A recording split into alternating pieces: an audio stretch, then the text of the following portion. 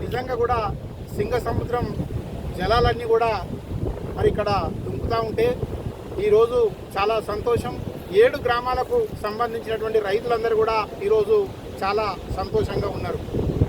కాంగ్రెస్ అంటేనే కరువు కాదు, కాలం పుష్కలంగా కాలమై రైతులకు ఎక్కడ కూడా నీళ్లకు ఇబ్బంది లేకుండా చేసేటువంటి వ్యవస్థ దేవుడు మాకు సహకరిస్తాడు అంటే కాంగ్రెస్ పార్టీకే సహకరిస్తాడు.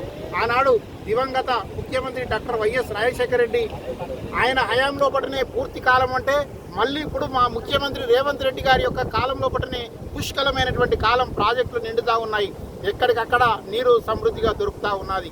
నిన్నటి రోజు నర్మాల ప్రాజెక్టు దగ్గరికి వచ్చినటువంటి ఈ ఎమ్మెల్యే, ఈ ప్రాంతానికి సంబంధించినటువంటి ఎమ్మెల్యే కేటీఆర్ మాట్లాడుతూ మళ్ళీ వచ్చినోడు వచ్చి మీరేం చేయలే, మీరు ఖాళీ అక్కడికి వచ్చి చూసిపోయారు తప్ప మీరు చేసింది ఏం లేదు, ఒరగబెట్టింది ఏమీ లేదు.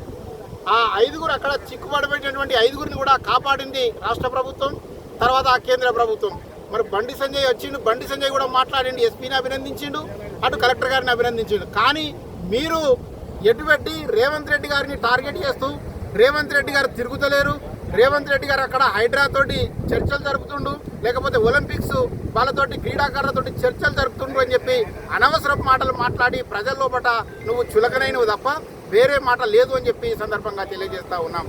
ఎందుకంటే ప్రభుత్వం లోపల అధికారం లోపల ఉన్నాం కాబట్టి వాళ్ళని కాపాడాల్సిన బాధ్యత మా మీద ఉన్నది కాబట్టి మా ప్రభుత్వ విప్ ఆది సీనన్న, మా నియోజకవర్గ ఇన్ఛార్జి కేకే మహేందర్ రెడ్డి, పొన్నం ప్రభాకర్ అన్న కానీ శ్రీధర్ బాబు కానీ వెంట ఆది శ్రీనన్న అక్కడనే ఉండి మాట్లాడి వెంట మాట్లాడుతూ చాప్టర్లను తెప్పించి వాళ్ళను రక్షించినటువంటి ఘనకీర్తి మాకుంటుంది కానీ మీకు ఉండదని చెప్పి ఈ సందర్భంగా తెలియజేస్తూ ఉన్నాం.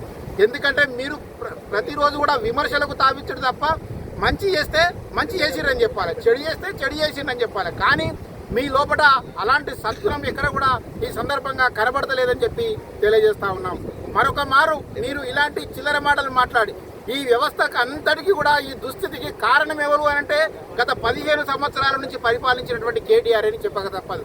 మీ బావ హరీష్ రావు కానీ మీ నాయన కేసీఆర్ కానీ 10, 11, 12 ప్యాకేజీలు పూర్తి చేసుకొని కొండపోచమ్మ మొత్తం కూడా రిజర్వాయర్లకు అన్నిటికీ కూడా నీటిని తీసుకెళ్లడం జరిగింది. మల్కపేట రిజర్వాయర్ నుండి ఆల్రెడీ మిడిమానేరు కట్టిందే రాజశేఖర రెడ్డి. షటర్లు పెట్టే టైంకు మీరు వచ్చి షటర్లు పెట్టి మేము కట్టామని